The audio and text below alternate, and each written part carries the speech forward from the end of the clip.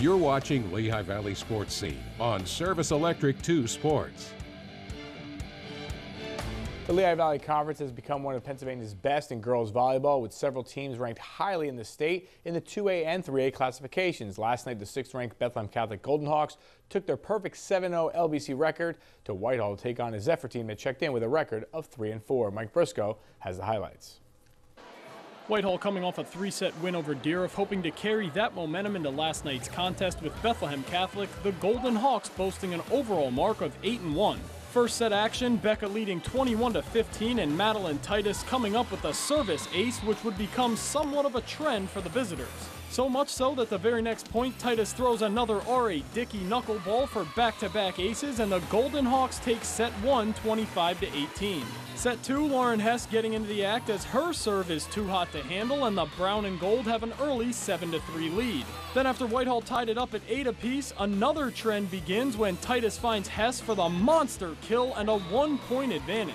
That would spark a 13-3 Becca run, capped off by another kill from Hess, this time Alyssa DeSante finding the senior outside hitter who just obliterates the ball, and the Hawks take a 2-0 advantage, winning the second 25-16.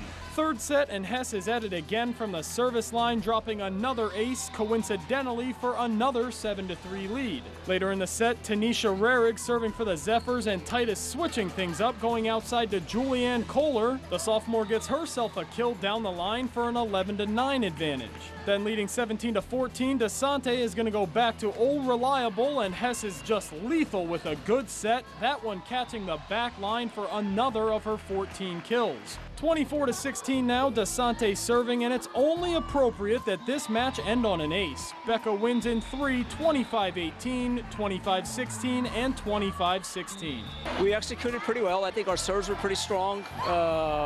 And you know, the most important thing is we're limiting our errors, and that's giving us a more productive kind of team.